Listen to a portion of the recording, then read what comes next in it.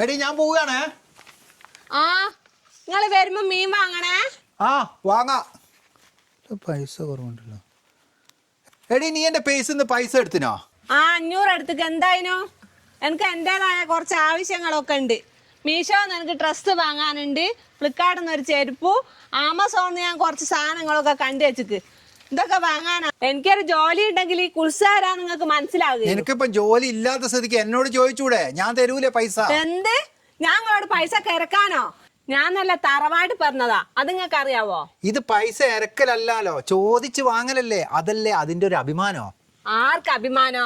പറ, ആർക്ക് അഭിമാനോ? അത് പിന്നെ നമുക്ക് രണ്ടാക്കും. അമ്മക്ക് രണ്ടാക്കുള്ള അഭിമാനല്ല, ഇങ്ങക്കുള്ള അഭിമാനം. ഒരാൾക്ക് പിറ്റ കൊടുക്കുമ്പോ ഇങ്ങക്ക് കിട്ടുന്ന അഭിമാനം. നിങ്ങൾ എനിക്ക് 500 ഉറുപ്യ തരികയെന്ന് വിചാരിക്ക്. തരികയല്ല, സപ്പോസ് തരികയെന്ന് വിചാരിക്ക്. നിങ്ങൾ എനിക്ക് പൈസ തരുമ്പോ നിങ്ങളെ കൈ എടി ഉണ്ടാകുക? എന്റെ കയ്യേ മേല. ആ, എന്റെ കൈ താഴെ, നിങ്ങളെ കയ്യോ? എന്റെ കയ്യേ മേല. അപ്പൊ നിങ്ങൾ ആരായി? ദാനം കൊടുക്കുന്ന ആളും ഞാനോ വേറെ ഒരു പിച്ചക്കാരിയോ? അതിനുണ്ടല്ലോ എന്റെ അഭിമാനം സമ്മതിക്കുകയില്ല. നിങ്ങൾ ഒളിപ്പിച്ച് വെച്ച പൈസ ഞാൻ കഷ്ടപ്പെട്ട് അധ്വാനിച്ച് കണ്ടെടുത്തിട്ട് അതിൽ നിന്ന് ഒരു 500 1000 എടുക്കുന്ന സുഖം അതുണ്ടല്ലോ, നിങ്ങളെ മുന്നിൽ കൈനീട്ടി വാങ്ങാൻ എന്റെ അഭിമാനം സമ്മതിക്കുകയില്ല. കാരണം എന്താ?